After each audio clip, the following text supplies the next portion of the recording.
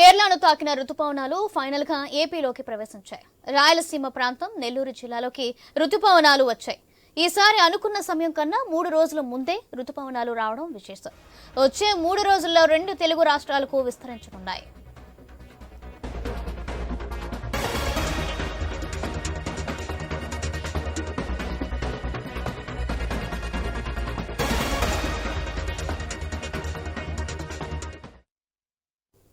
కేరళను తాకిన రుతుపవనాలు ఫైనల్ గా ఏపీలోకి ప్రవేశించాయి. రాయలసీమ ప్రాంతం నెల్లూరు జిల్లాలోకి రుతుపవనాలు వచ్చాయి. ఈసారి అనుకున్న సమయం కన్నా 3 రోజుల ముందే రుతుపవనాలు రావడం విశేషం. వచ్చే 3 రోజుల్లో 2 తెలుగు రాష్ట్రాలకు విస్తరించనున్నాయి. రైట్, ఈ రుతుపవనాలకు సంబంధించి మరింత సమాచారం మా ప్రతినిధి శ్రీనివాస్ అందిస్తారు. శ్రీనివాస్, రుతుపవనాలు కేరళకు తాగడంతో రాయలసీమ ప్రాంతంలోనే పలు జిల్లాలో కూడా భారీ వర్షాలు కురుస్తున్నాయని చెప్పి వాతావరణ శాఖ ఇప్పటికే తెలిసింది. అయితే ఇప్పటికే 3 రోజులు ముందుగానే ఈ వర్షాలు కురున్న నేపథ్యంలో ఇటు అన్నదాతలు ఒక పక్క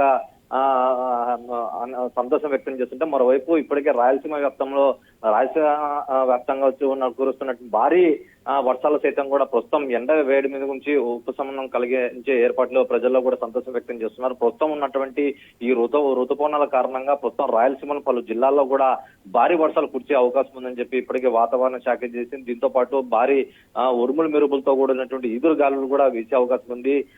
ఇళ్లలోనే వర్షం కురిసే ప్రాంతంలో కూడా ఇళ్లకే పరిమితం కావాలని చెప్పి ఇప్పటికే వాతావరణ శాఖ చెప్పడం జరిగింది. అయితే ప్రధానంగా ఇప్పటికే ఎండ వేడి నుంచి ప్రస్తుతం ప్రజలు కూడా తీవ్రంగా ఉపశమనం కలిగించే ఈ రుతుపవనాల ప్రస్తుతం 3 రోజులు ముందుగా రావడం పట్ల కూడా రాయలసీమ ప్రాంత ప్రజలు కూడా చాలా సంతోషం వ్యక్తం చేస్తున్నారు. ఇప్పటికే అన్నదాతలు కూడా పండించిన పంటలు సైతం కూడా వాళ్ళకు పుష్కలంగా చేతికొచ్చే అవకాశంగా ప్రవేశించింది. అయితే భారీ వర్షాలు కురిసే నేపథ్యంలో ప్రస్తుతం ప్రజలు కూడా అప్రమత్తంగా ఉండాలని చెప్పి వాతావరణ శాఖ చెప్తుంది.